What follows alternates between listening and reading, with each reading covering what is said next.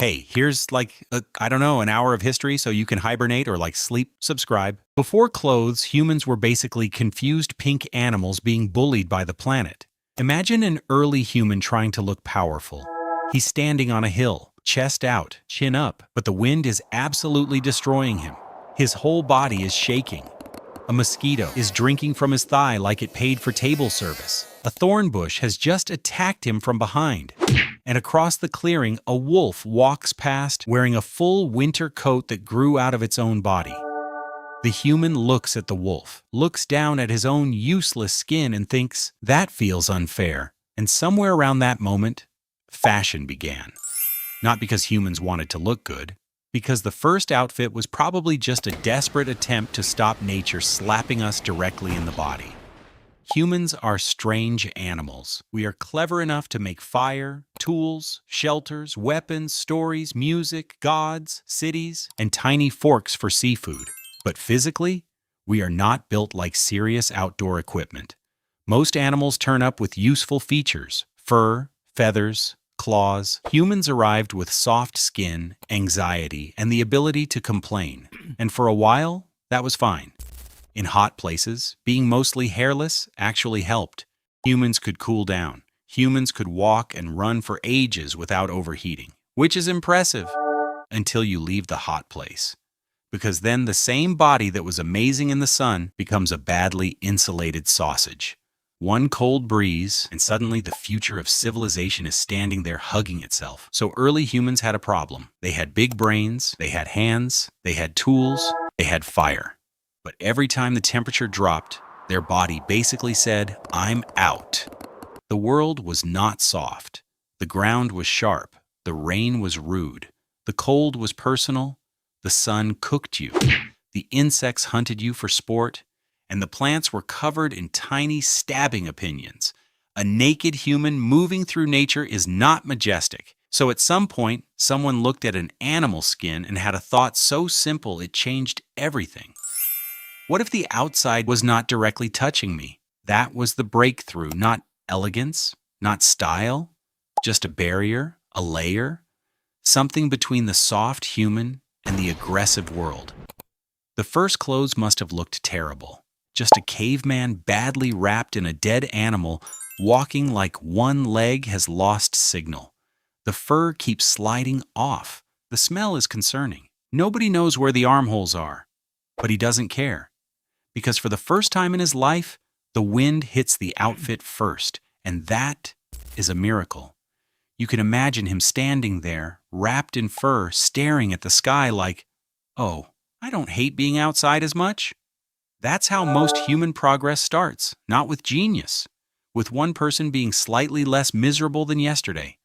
And clothes changed the game because they made shelter portable. Before clothes, warmth lived in places. Warmth was the fire. Warmth was the cave. Warmth was sleeping dangerously close to 7 relatives and pretending it was normal. If you left the fire, you left the warmth. But once humans could wear animal skins, warmth could travel. Now you could walk further, hunt longer, sleep in worse places, move through colder land, stand outside without your entire body trying to resign.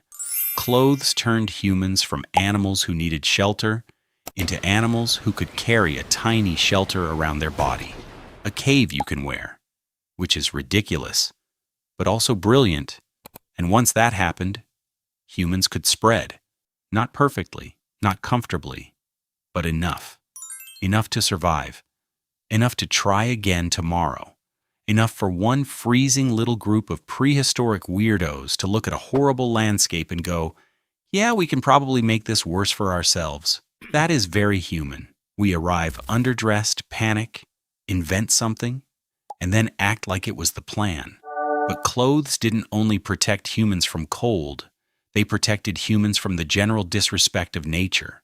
Scratches, bites, burns, mud, sharp rocks, thorns, insects, all the tiny daily attacks, shoes especially, must have felt like magic.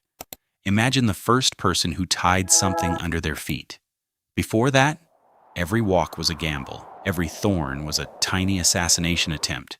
Then suddenly, someone invents foot armor, and the whole tribe is looking at them like they've discovered cheat codes. We got so tired of the floor hurting us, we built portable floors and strapped them to ourselves. That's not fashion. That's revenge. But then something very dangerous happened. The first practical clothing became visible. And humans notice visible things. Imagine the tribe sitting around the fire. Most of them are freezing. One guy is wrapped in a thick fur. He's warm. He's dry. He's comfortable. He's probably acting humble. But not really. Everyone is pretending not to look. But they are looking. Because clothes don't just change how you feel. They change how people see you. That fur says something. I might know where the warm stuff is. And in prehistoric life, that is powerful. Because if someone looks prepared, useful, and less likely to die by Thursday, that person becomes interesting. The first outfit wasn't just protection, it was a signal. And this is where humans ruined clothes forever. Because once we realized clothing could send a message, there was no going back. At first, it was, "This keeps me warm." Then it became, "I can hunt." Then, "This shows I belong to this group." Then, "This shows I am important." This shows I am mysterious. This hoodie costs 90 pounds because the logo is tiny. Same brain, different cave. Humans cannot leave survival equipment alone. We turned warmth into status. We turned protection into identity. We turned animal skin into drip. In a small group, clothes would have been impossible to ignore. A feather, a shell, a mark. These things could say something before you spoke, who you were, what group you belonged to, what you had done, what you wanted people to think you had done. And that still happens now. Then clothes created another problem nobody asked for. Embarrassment. Because before clothes, if everyone is uncovered, that's just normal. That is the default setting. So why did humans invent clothes? All because one freezing prehistoric human looked at a dead animal and thought, "I wonder if I can make this about me." And somehow, they did. They invented clothes. In 1922, Howard Carter opened a sealed doorway in the Valley of the Kings and found a dead teenager's moving truck. Inside Tutankhamun's tomb were thousands of objects. Not just a coffin and a sad little goodbye. A throne, chariots, weapons, gold everywhere, and one of the most famous masks ever made. Wow. Tutankhamun was about 19 when he died. Most 19-year-olds today forget to pack a phone charger. Tutankhamun was packed for eternity. Ancient Egyptians did not think death was just the end. They thought it was a journey, a dangerous one, a confusing one. If you got it wrong, your heart might be eaten by a monster. So, yeah, they prepared hard. Because to them, dying was not the scary part. The scary part was what happened next. So let's do this properly. Imagine you are an ancient Egyptian. You die. Bad start. But now the real process begins. First problem, your body. Because Egyptians believed the body still mattered after death. It was not just a leftover container for the person, it was connected to who you were. If the body fell apart, that could become a spiritual problem. So your family could not just say, "Well, that's sad." They had to preserve you, which means your death has now become someone's work project. And this is where mummification comes in. We hear mummy and think it is normal because we saw it in museums as kids. Wow. But mummification is not normal. It is one of the most intense things humans have ever done to avoid decomposition.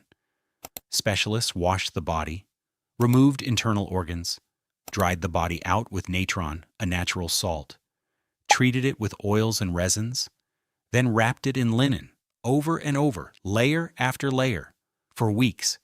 This was not a funeral. This was a dead person getting handled like the most important package in human history. And then there is the brain. Because in many cases, the brain was removed through the nose. Sorry, but that is not a detail we can just walk past. The brain gets evicted from its own house, but the heart stays. And the heart staying is where this gets really interesting. Because Egyptians did not treat the heart like just a pump. The heart was connected with memory, character, intelligence, emotion, and moral identity. Basically, your heart was the witness. Your heart knew what you did. Because after death, your heart had a court date. This is one of the most famous Egyptian afterlife ideas, the weighing of the heart. You arrive in the Hall of Judgment. Anubis is there, jackal-headed god. Very serious. Not the kind of person you want checking your paperwork. Your heart is placed on a scale. On the other side is the feather of Maat. Maat represented truth, balance, order, justice. If your heart failed the test, Ammit could devour it. And that meant you were finished, gone, non-existence. That is terrifying. And this is why Egyptians needed spells. Because if I am going into a supernatural courtroom, I'm not showing up empty-handed. I want instructions. I want legal advice. I want a cheat sheet. Ancient Egyptians had something close to that. The Book of the Dead. Although that name is modern, the ancient title was closer to the Book of Going Forth by Day, but it was serious. It was not one fixed book like a modern paperback. It was a collection of spells, prayers, and instructions, a guide for the dead. Because the Egyptian afterlife was not imagined as simple. You did not just die and drift peacefully into eternity. You had to navigate. There were gates, gods, tests. So Egyptians made instructions. One famous example belonged to Hunefer. Hunefer was a royal scribe during the New Kingdom. His papyrus shows the judgment scene beautifully. You can see him being led by Anubis. You can see the scale. You can see the heart. You can see Ammit waiting nearby. They did not just say, maybe something happens after death. They built the process and made death feel like a system. A scary system, but still a system. And systems can be prepared for. That is the key, which brings us back to the body. Because if your body mattered, the body needed protection. And not just the body as one thing, no. Egyptians got specific. Your organs needed a plan too. The lungs, liver, stomach, and intestines could be placed in canopic jars. And those organs were protected by the 4 sons of Horus. Hapi protected the lungs. Imseti protected the liver. Duamut protected the stomach. Keba protected the intestines. So your organs had bodyguards. And then there were amulets, small magical objects placed on or inside the mummy wrappings. Scarabs, eyes of Horus, protective symbols, objects meant to guard the body, help with rebirth, protect the heart, keep things stable. The mummy was not just wrapped, it was equipped. And one of the best examples is the heart scarab. A heart scarab could be placed near the heart, connected with spells, asking the heart not to testify against the dead person, which is hilarious. Because even your own heart might snitch. Now, once your body is preserved, you still have another problem. The afterlife might involve work. And ancient Egyptians had a solution that is both brilliant and ridiculous. Shabtis. Shabtis were small funerary figures placed in tombs. Their job was to do labor for the dead in the afterlife, basically tiny magical employees. Because apparently, even after death, somebody might ask you to farm. That is rude. You have died. You have been mummified. You have survived judgment. You have reached eternity, and someone hands you a hoe. Absolutely not. So Egyptians packed little workers. There is a burial of a woman called Nauni, a chantress of Amun. Almost 400 Shabtis were found with her burial. Nearly 400. And some of them were overseers. So even the tiny afterlife workers had managers. Humanity looked at eternity and somehow invented middle management. That might be the most human sentence ever spoken. But again, underneath the joke, it is practical. There could be fields, food, tasks, status. So if life continued, then preparation had to continue too. And if you were rich, well, then you needed the premium version of all of that. Which is why Tutankhamun's tomb is such a perfect example. Tutankhamun was not the most powerful pharaoh Egypt ever had. He died young. His reign was not especially long, but his tomb was found with so much material still inside that it became one of the biggest archaeological moments ever. And the objects are not random. They tell you what Egyptians thought a king might need after death. A throne to keep being royal, chariots for movement and status, beds for comfort, weapons for protection. It was not just treasure, it was afterlife equipment. The king was not being thrown away. He was being sent forward. That is the mindset. Death was not disposal. Death was departure. And a pharaoh did not travel light. There is a famous line from Howard Carter. When he first looked into the tomb, he was asked if he could see anything. He said, "Yes, wonderful things." That line works because it captures the whole feeling. A dead king is inside. But the first impression is wonder. A whole world packed into rooms underground. Egyptians made death visible. They made it physical. They turned belief into objects you could touch, and they did it so well that thousands of years later, we are still staring at the results. But not every tomb was Tutankhamun's tomb. That matters. A poor Egyptian was not getting the full golden chariot treatment. A wealthy official might get a decorated tomb, amulets, offerings, maybe texts, maybe shabtis. A king could get something completely extreme. Death did not make everyone equal. So maybe ancient Egyptians were obsessed with death, but not because they loved death, because they refused to let it win quietly. Imagine getting toothache 30,000 years ago. No dentist, no antibiotics, no numbing gel, no polite receptionist saying, "Can you do Thursday at 2?" Just you, a swollen face, a tooth screaming like it has discovered religion, and one man in your tribe slowly walking towards you, holding a sharp rock with the confidence of a surgeon and the qualifications of a confused pigeon. That is the real horror of human history. Not saber-toothed cats, not freezing winters, not wondering if that mushroom is lunch or a portal. Toothache.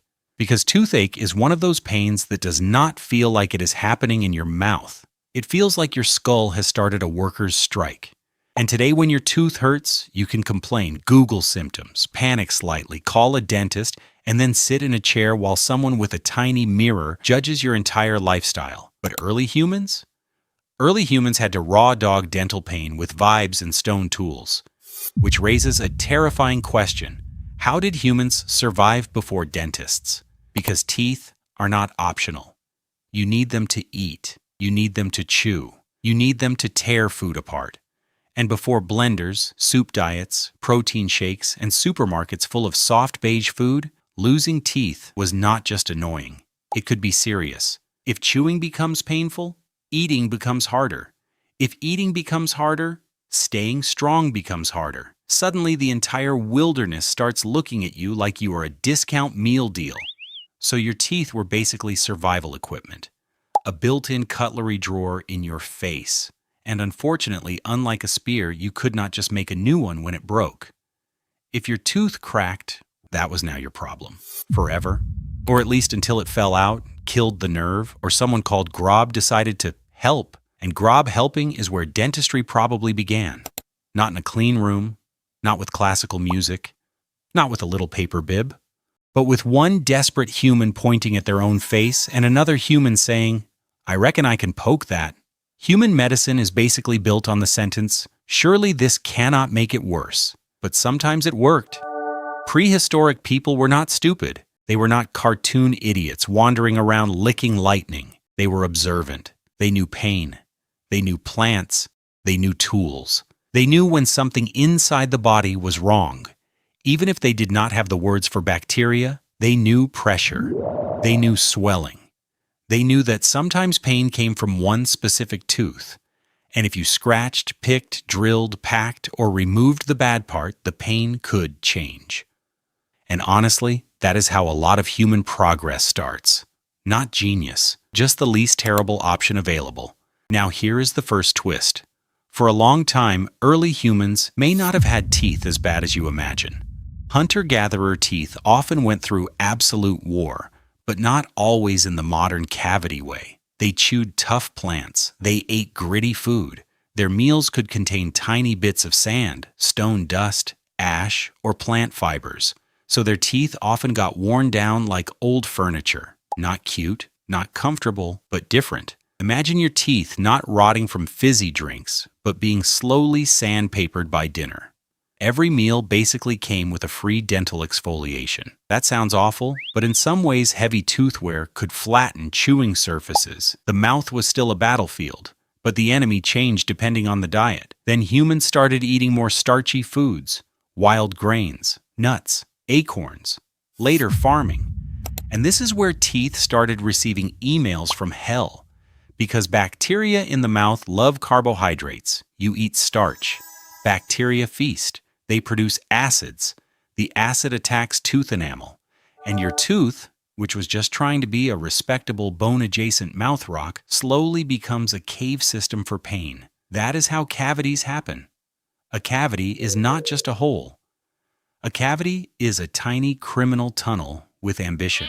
At first, it might be small. Then, it goes deeper. Then it reaches the sensitive inner parts of the tooth. Then suddenly your entire personality becomes, do not touch the left side of my face, and if infection spreads, you can get an abscess, which is basically your mouth building a little bag of war. That can swell, that can hurt, that can make eating, sleeping, and existing miserable. And before antibiotics, a serious infection was not something you ignored, so humans had to get creative. Very creative. Painfully creative. First, there were toothpicks, and I know that sounds too simple, but toothpicks are ancient human technology. If food gets trapped, if one tooth feels wrong, a tiny stick suddenly becomes medical equipment. Some ancient teeth show grooves that look like repeated picking, because nothing unites humanity like having something stuck between your teeth and becoming unable to think about anything else.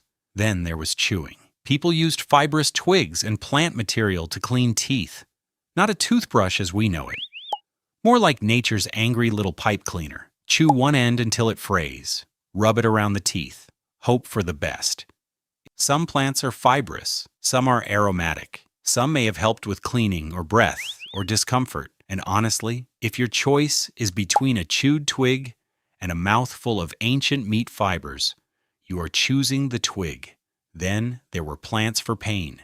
Humans have always looked for pain relief. Bark, leaves, resins. This is the most human thing imaginable. A person in pain becomes a scientist immediately. They will chew bark, sniff smoke, rub mud on their face, and negotiate with a leaf if they think it might help. Toothache turns everyone into a medical researcher with no ethics board. But then things get serious. Archaeologists found evidence from Neolithic Pakistan at Mehrgarh, where people had drilled holes in molars around 7,500 to 9,000 years ago. Someone had tooth pain, and the solution was, bring me the drill.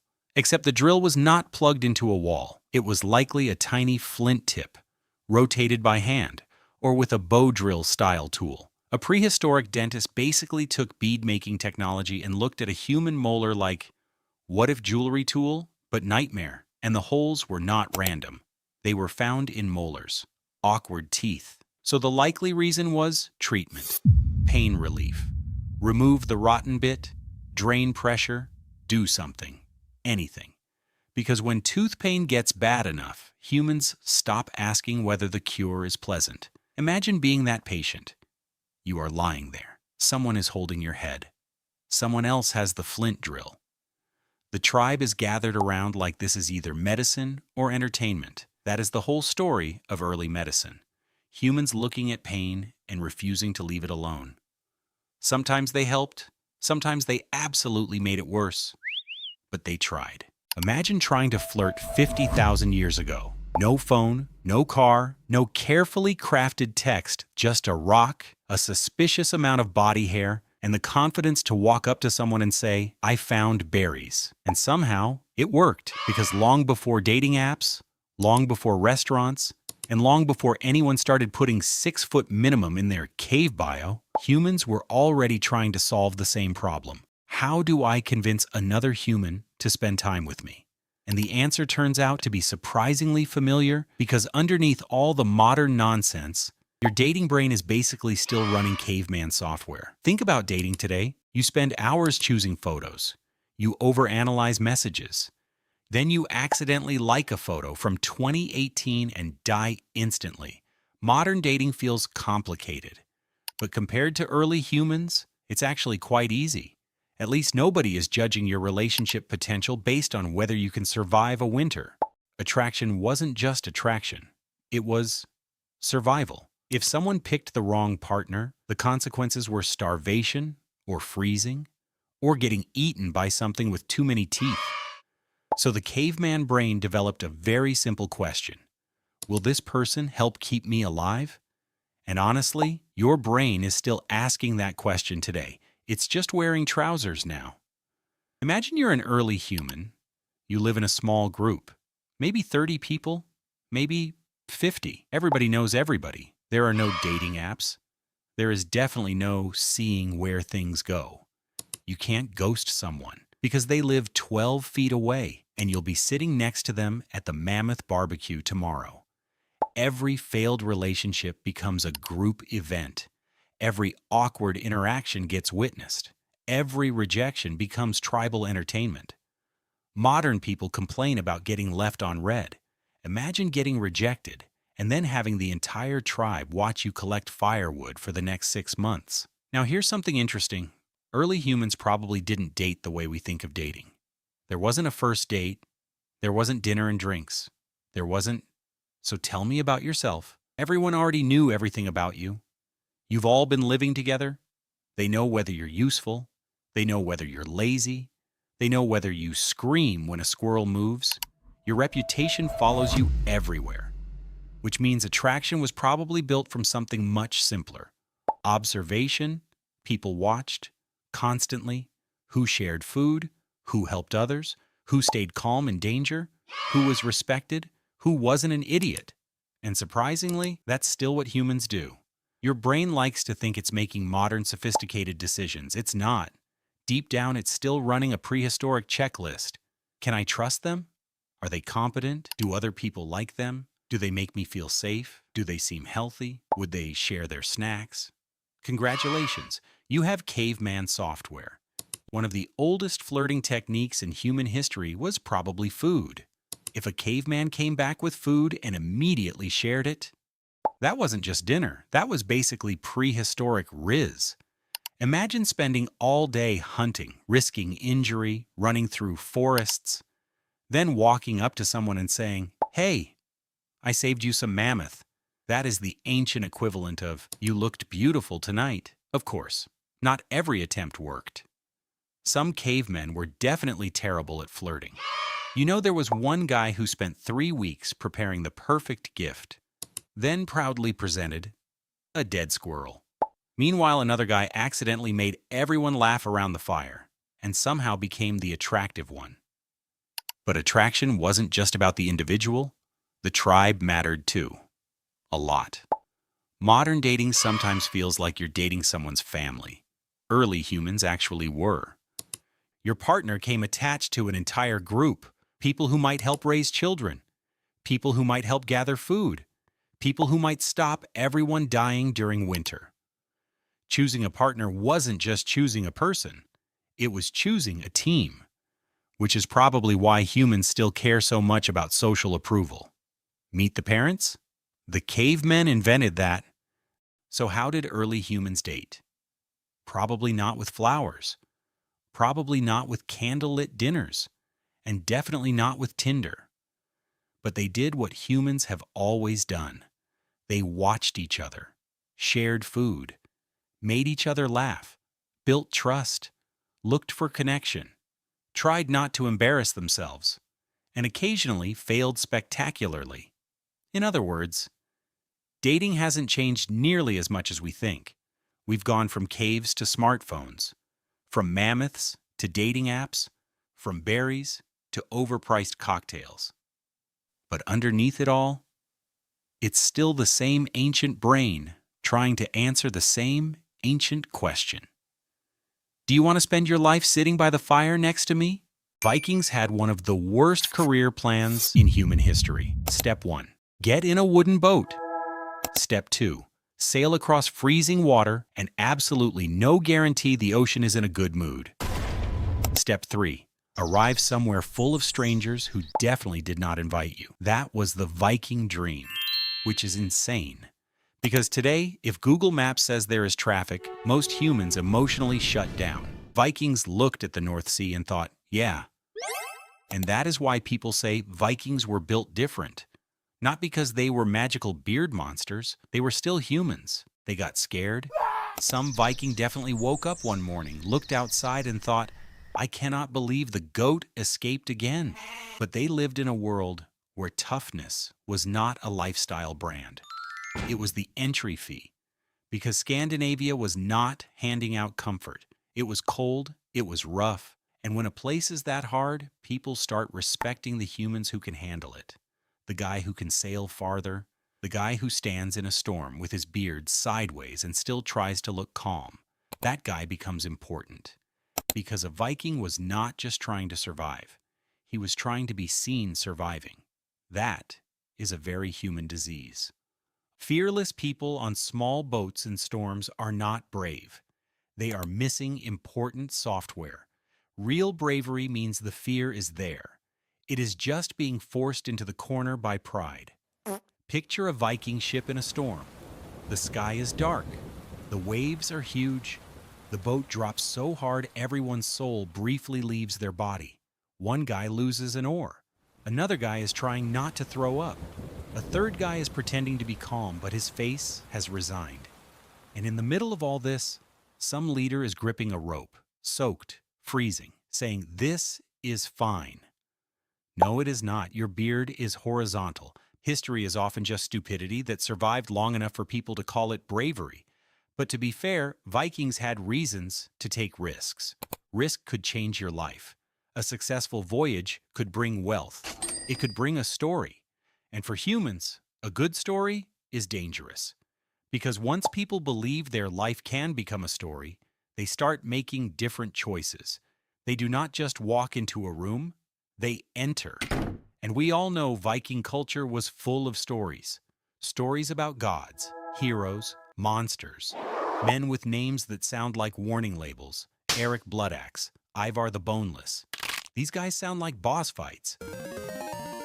Imagine trying to build a reputation today with a name like Steve Mild Allergy. No one is following Steve Mild Allergy into battle. But Viking names had weight. Stories had weight. What people said about you mattered. So if you were young, ambitious, and stuck in a hard place with not enough opportunity, a voyage was not just travel, it was a chance to become someone. That is the key. Not just survive. Obviously, we hate feeling invisible. We hate being treated like background furniture in our own village. So when a boat offered danger and possibility at the same time, some people took the deal. A terrible deal, but a tempting one. And that is still how humans work. We call something risky if we are scared of it. We call it adventure if we want it to sound cool. Same thing, different marketing. That is the Viking trick. A freezing sea voyage where you might die? Bad. An epic journey to earn wealth and glory? Much better. The danger did not change. The story did.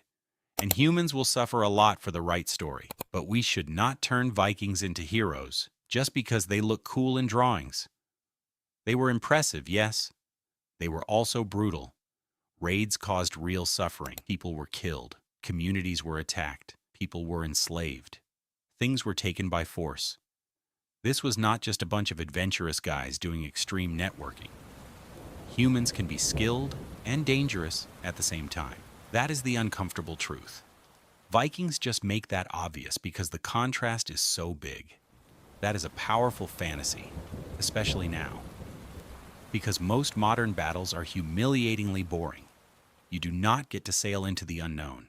You get an email that starts with, "Just following up." You do not come home with silver and stories. You come home with groceries, one missing sock, and a receipt that feels financially aggressive. You do not command a long ship. You refresh a tracking number. So, of course, Vikings look appealing. They feel like the opposite of modern life, but that fantasy hides the cost. Being built different usually means life is trying to break you. Vikings were not intense because everything was awesome. They were intense because their world was hard, and their culture turned that hardship into identity. A soft world makes soft skills valuable. A hard world makes hard skills valuable. If your world rewards attention, people chase attention. And if your world rewards courage, risk, reputation, and coming home with proof that you mattered, people start looking very Viking very quickly. That is the bigger point. Humans become what the world keeps rewarding. Put us in offices, and we become office people. We learn meetings, emails, small talk, pretending the spreadsheet is urgent. Put us in a cold coastal world where ships can bring wealth, danger, status, and stories. And they become sailors, traders, raiders. That is why Vikings were built different. Not because they were born with fearless iron brains. They were built by cold, by water, by scarcity, by ships, and by that tiny, embarrassing voice every human has, whispering, "Make them respect you." That voice is old, older than every motivational quote ever posted by a guy wearing sunglasses in his car. Vikings heard that voice and built longships. We hear it and check if our post got likes. So next time you see a Viking in a movie, standing on a cliff, hair blowing, axe in hand, looking like he was carved out of weather, remember, he was still human. Medieval doctors had one of the most dangerous habits in human history. They would look at a sick person, someone pale, sweating, weak, barely hanging on, and go, "You know what this person needs? Less blood," which is a bold medical opinion, because blood is quite famously one of the things people need inside them. But for hundreds of years, if you got ill, there was a very real chance a doctor would try to fix you by opening a vein. Headache? Blood? Fever? Blood? Too sad? Blood? Probably blood. And the reason for this was the four humors. This was the big medical theory. Your body was believed to contain four important fluids: blood, phlegm, yellow bile, black bile. And if those fluids were balanced, congratulations, you were healthy. If they were not balanced, congratulations. Someone is about to do something upsetting to you. Because illness was not seen as germs attacking you. They did not know about germs. They were thinking his internal juice situation is off. So the job of a doctor was to restore balance. Sometimes that meant changing your diet. Sometimes it meant herbs. Sometimes it meant rest. And sometimes it meant a confident man with a blade saying, "Hold still." That is the part where things get exciting, because bloodletting became one of the most common treatments in Europe for a very, very long time. Not because doctors were cartoon villains. That would actually make more sense, but because inside their system it sounded logical. Too much blood? Remove blood. Too hot? Cool the body down. Too moist? Dry it out. It is wrong, obviously. Very wrong. Spectacularly wrong.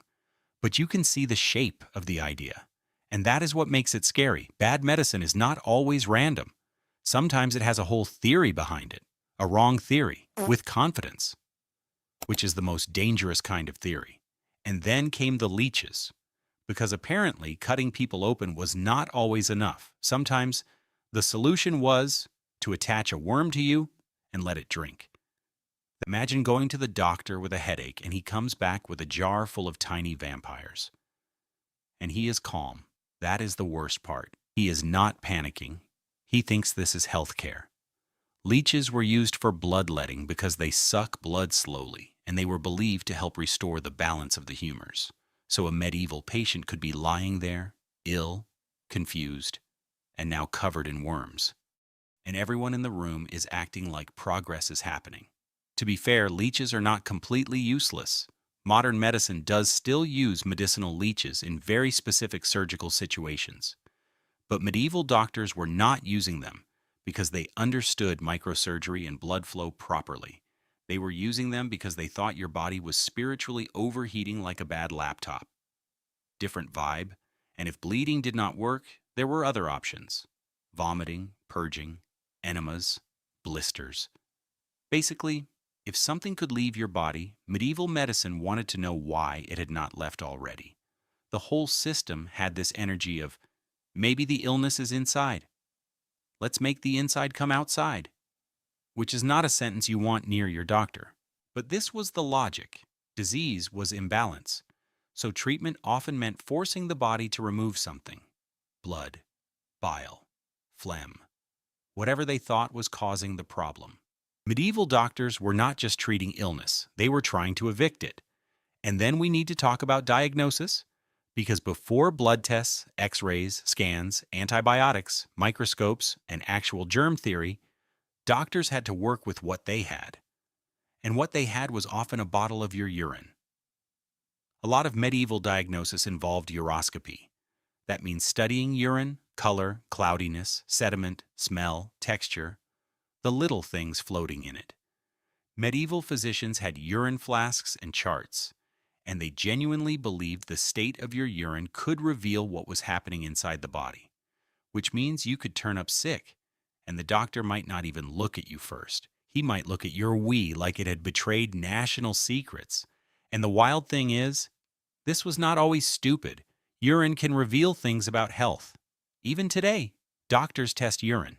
The problem is medieval doctors were sometimes trying to read it like a cursed weather forecast. This shade means fever. This cloud means trouble. These specks mean something in your lungs. This color means your liver is being dramatic. At some point, the urine became less of a sample and more of a crystal ball. Imagine being seriously ill, and your doctor is across the room holding your pee up to the light like he is judging wine. Interesting notes. No idea if you'll survive. And then there were barber surgeons. Because if you needed something properly physical done, the university-trained physician was often not the one doing it.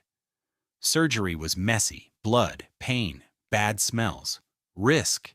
The kind of thing educated doctors could look at and go, that feels like someone else's problem. So a lot of practical surgery fell to barber surgeons. Yes, barbers, the haircut people.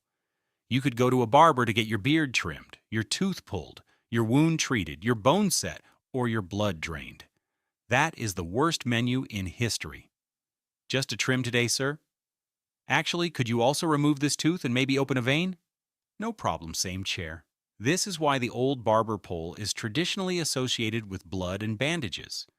Because the barbers were not just fading people up. They were also doing the kind of medical work that would make a modern receptionist call security. A system can look sensible for centuries, until someone finally gets a microscope and goes, "Guys, I think it might not be the black bile." Why do humans get embarrassed? Because embarrassment is one of those emotions that feels completely stupid until you realize what it is actually doing. You can be fine, completely fine, walking down the street like a normal member of society. Maybe you have a little drink in your hand.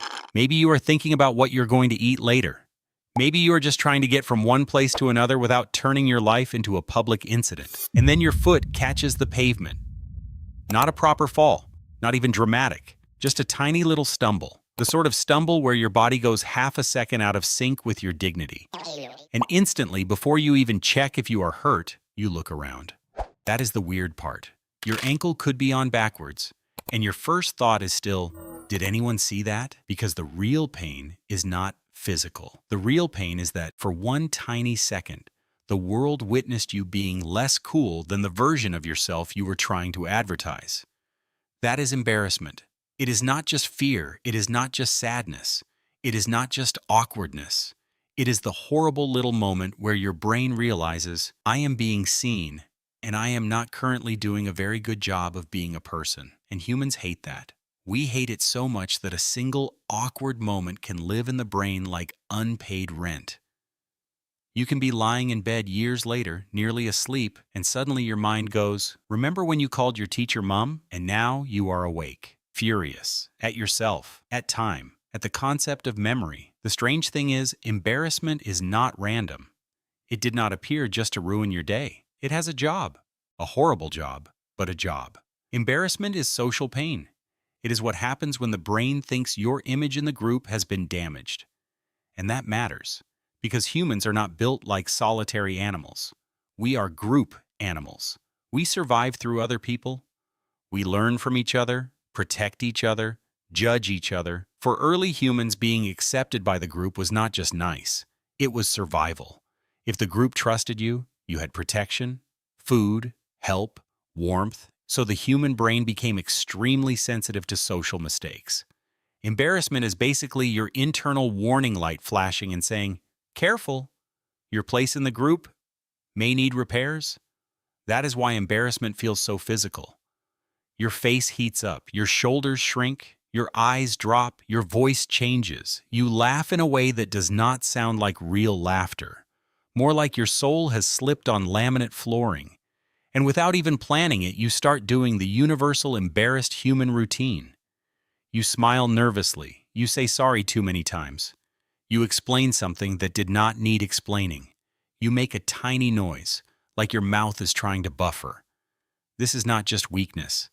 This is signaling. When a person looks embarrassed, they are basically telling everyone, "Please do not remove me from the tribe."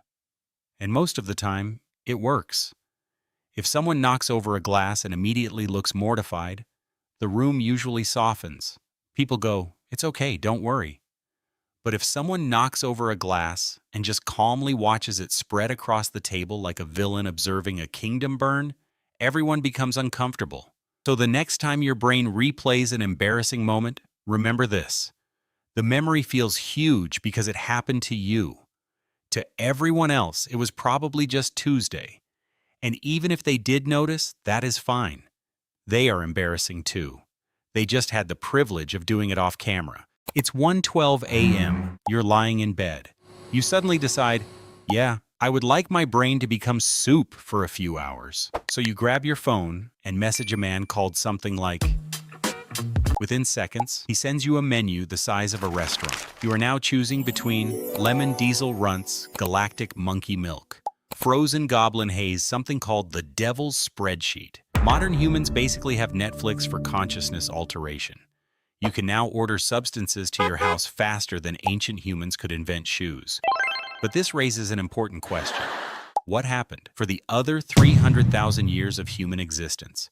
Because humans have always wanted to get weird, even before civilization, before farming, before cities. At some point, a caveman absolutely ate a suspicious mushroom, stared at his own hand for 6 hours, and accidentally became the tribe's first philosopher. And honestly, the history of humans getting high is basically the history of humans trying to survive having a human brain. Because consciousness is a lot. Imagine being an early human. No heating, no medicine, no TikTok, no Spotify. Just weather wolves, parasites, starvation, and one guy called Grug trying to eat glowing berries again. Life was unbelievably stressful. You could genuinely die from rain infection and falling badly. Another tribe drinking the wrong water, literally touching the wrong frog. So if somebody discovered a plant that made existence feel even slightly less terrifying, that information probably spread very quickly. And humans are naturally curious, suspiciously curious. Human history is honestly just, what happens if I consume this? Over and over and over again. One of the earliest ways humans likely discovered intoxication was fermented fruit. Because fruit naturally ferments when yeast converts sugars into alcohol, meaning somewhere in history, a monkey absolutely ate rotten fruit, became emotionally unemployed, and accidentally invented Friday night. And humans probably saw this happening. Modern animals still get drunk accidentally. Elephants, monkeys, birds, even deer sometimes. Nature occasionally becomes a nightclub against its will. So imagine early humans noticing, interesting, Greg ate the old fruit and is now arguing with a tree. The second humans realized certain substances changed consciousness, it was over. Because humans love pressing random psychological buttons.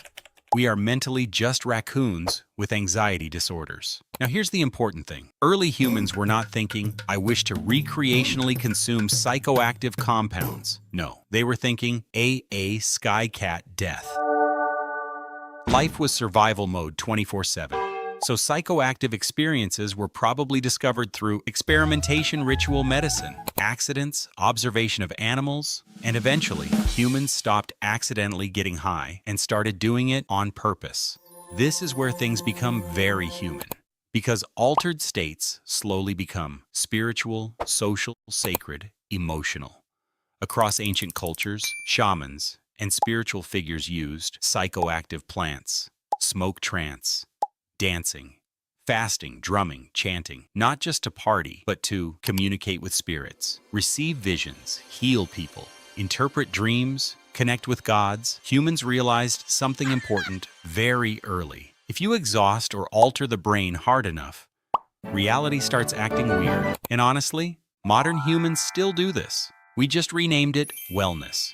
People now pay money to sit silently in dark rooms, attend breathwork retreats, dance for 14 hours, freeze themselves in ice baths, listen to a bald man named Kai explain frequency alignment, and then eventually, civilization arrives, which means humans immediately invent taxes, organized warfare, and professional drinking. The Sumerians in Mesopotamia were some of the earliest large-scale beer drinkers in history, and they loved beer so much. They literally had a goddess of beer called Ninkasi. Human civilization became advanced enough to invent alcohol branding almost immediately. There's even an ancient Sumerian hymn to Ninkasi that basically doubles as a beer recipe, which means one of humanity's oldest written achievements, how to make the lads unconscious. Beer became deeply tied to agriculture, because once humans started farming grain, they realized fermented grain liquid made the brain feel funny. And importantly, water in ancient cities was often unsafe, meaning beer was sometimes genuinely safer to drink.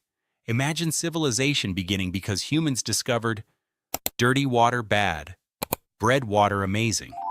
Workers in Mesopotamia were often paid partly in beer rations. Imagine helping build one of the first cities in human history while slightly buzzed on ancient oat soup alcohol. Honestly, that explains the pyramids more than aliens do. And speaking of pyramids, the Egyptians also loved beer. Ancient Egypt is always portrayed as mysterious, majestic, advanced.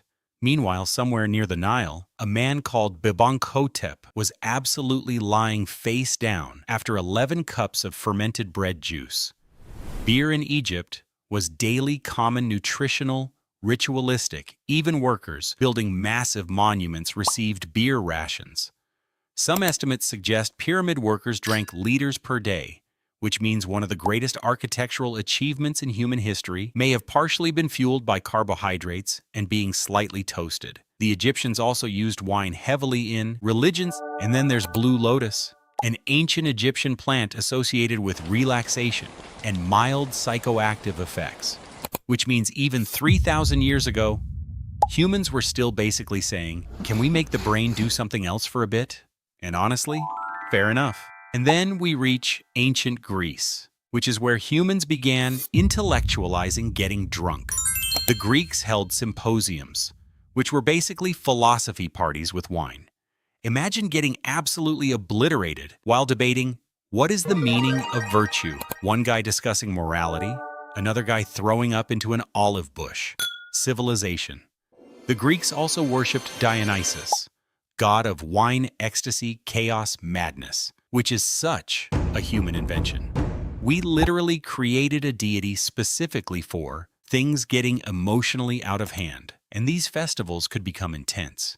Music, dancing, drinking, group emotion. Humans discovered something powerful. Altered states don't just change individuals, they change groups. People become more open, more emotional, more connected, less socially afraid. And humans are deeply social creatures. Sometimes humans do not want to escape reality. Sometimes they just want reality to feel less emotionally sharp. That is a huge difference. And then the Romans arrived, and naturally turned everything into a larger, louder version. Romans loved wine at a level that honestly feels medically ambitious. Wine was social, political, cultural, symbolic. Everybody drank it. The rich, the poor, soldiers, politicians. At this point, humans are no longer discovering intoxication. They are engineering it, optimizing it, scaling it. Humanity had officially become a species trying to manually adjust consciousness settings. And then there were the Scythians, which is where history becomes incredible. The ancient Greek historian Herodotus described Scythians throwing cannabis onto hot stones inside enclosed tents, and then inhaling the smoke while shouting with joy, which means ancient humans literally invented hotboxing thousands of years ago. Imagine being an archaeologist discovering evidence that ancient nomads were basically running prehistoric smoke sessions in portable weed saunas. Humanity is unbelievable. And this pattern appears everywhere. Ancient China used cannabis medicinally. Opium use appears across ancient societies. Indigenous cultures across the Americas used psychoactive plants in rituals. Humans separated by oceans still kept reaching similar conclusions. That is fascinating, because it suggests something deeper. The desire to alter consciousness may actually be built into being human, not necessarily addiction, not necessarily self-destruction, but curiosity, relief, temporary escape. Because the human brain is intense, humans are one of the only species intelligent enough to fully understand reality, while simultaneously being emotionally overwhelmed by it. That is very human.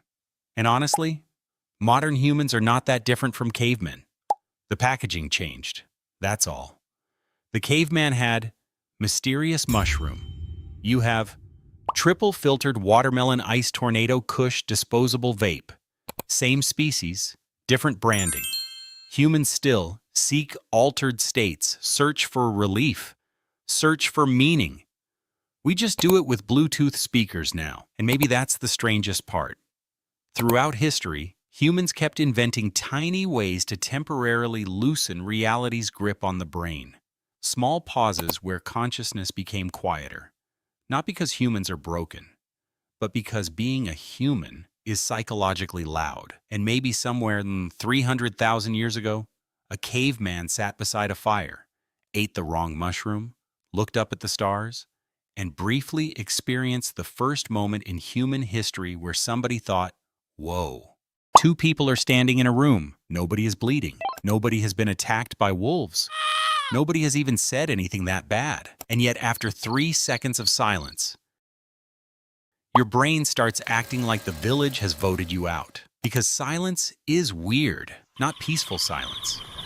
Not watching the sunset silence. I mean the other silence. The silence after you say, yeah, same, and then both of you just stand there like two abandoned loading screens. The kind where you suddenly become aware of your hands, your breathing, the exact wetness level of your own mouth, and your brain goes, quick, say something normal.